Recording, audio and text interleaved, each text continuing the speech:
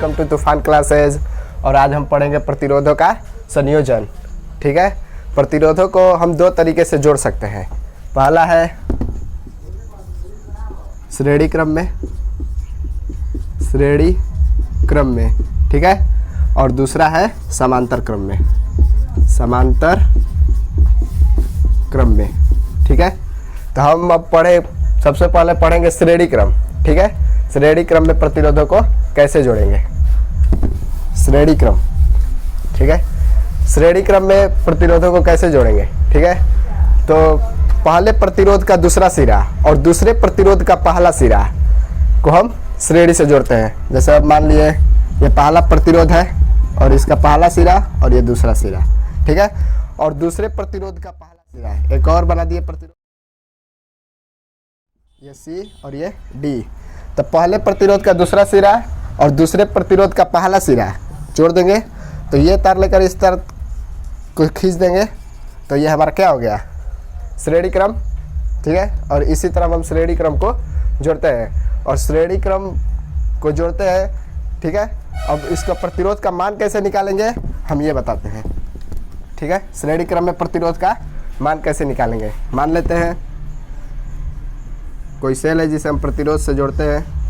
यहाँ पर हम लगा देते हैं एमीटर, ठीक है, यहाँ पर प्रतिरोध बना देते हैं और यहाँ पर स्विच लगा देते हैं और इसे, ठीक है, प्लस माइनस, मीटर को प्लस से जोड़ते हैं और माइनस को माइनस से। और मान लेते हैं प्रतिरोध हमारा है R1, R2 और R3, ठीक है, और इसमें विभवांतर भी होगा V1, V2 और V3। और इसमें जो I धारा बहेगा वो क्या होगा, सेम होगा। एक बात बता दूं, श्रेणी क्रम में जो धारा होता है वो क्या होता है, हर जगह सेम होता है। यहाँ भी सेम होगा, यहाँ भी सेम होगा, यहाँ भी सेम होगा, यहाँ भी सेम होगा। लेकिन समांतर क्रम में आएंगे तो धारा क्या होगा, अलग अलग होगा, उसमें विभवांतर समान होता है। तो इसमें I क्या हो जाएगा, हर जगह सेम रहेगा। ठीक है, हर जगह सेम रहेगा। तो मान लेते हैं, माना जो हमारा सेल है उसमें प्रतिरोध क्या है, R1 है, R2 है और R3 है। ठीक है, और हम कुल विभवांतर मान लेते हैं, हमारा कुल विभवांतर क्या है, V है। ठीक है,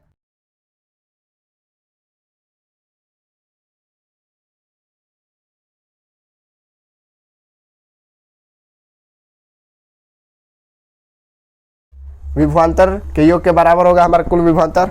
हम इसे क्या मान लेते हैं, समीकरण 1 मान लेते हैं। ठीक है, समीकरण 1 मान लेते हैं। तब ओम के नियम से ओम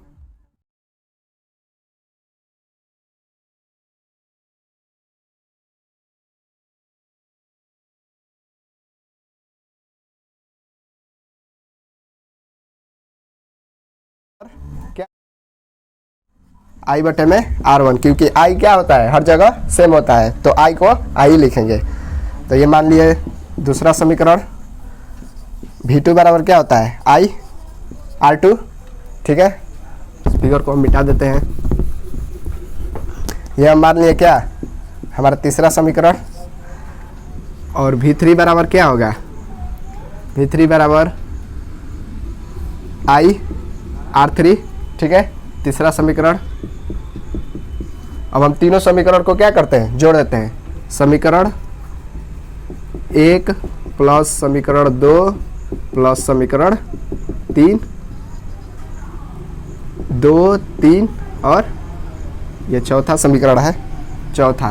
ये समीकरण 4 करने पर, मतलब जोड़ने पर क्या प्राप्त होगा हमें, V1 plus V2 plus V3 बराबर I R1 plus I R2 plus I R3। ठीक है, तो ये V1 plus V2 plus V3 बराबर क्या हो जाएगा, I कॉमन ले लेंगे तो R1 plus R2 plus R3 हो जाएगा। ये हमने मान लिया क्या है, 5वां समीकरण। ठीक है, अब हम मान लेते हैं कि जो हमारा स्ट्रक्चर बनाए थे, ठीक है, जो हम स्ट्रक्चर बनाए थे उसमें मान लेते हैं कोई ऐसा प्रतिरोध है जो भी विभवांतर उत्पन्न होने पर I धारा बहाने में क्या है, सहायक है। और वो हमारा R कैसा होगा, R वो कौन सा कहलाएगा, समतुल्य या तुल्य प्रतिरोध कहलाएगा, समतुल्य या तुल्य प्रतिरोध। ठीक है, समतुल्य या तुल्य प्रतिरोध कहलाएगा। ठीक है, तो फिर ओम के नियम से लगाएंगे, ओम के नियम से। ठीक है, V बराबर क्या होता है, V बराबर I R। ठीक है, V का मान हम रखेंगे किससे, यहाँ से समीकरण 5 में V का मान रखने पर, समीकरण 5 में V का मान रखने पर। ठीक है, समीकरण 5 में V का मान रखेंगे तो क्या प्राप्त होगा, यहाँ से हम कर देते हैं।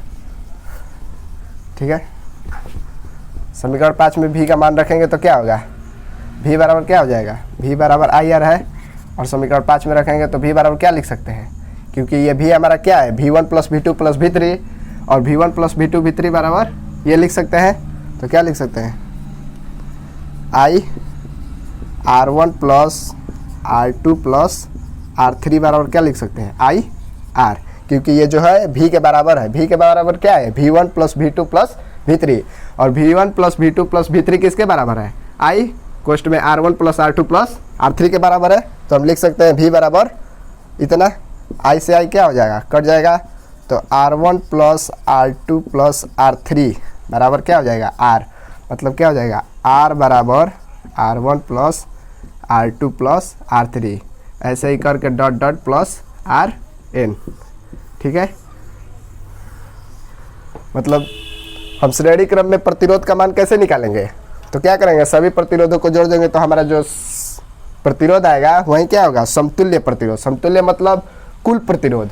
ठीक है, मतलब हम कह सकते हैं कि श्रेणी क्रम में तुल्य प्रतिरोध सभी प्रतिरोधों के योगफल के क्या होता है, बराबर होता है।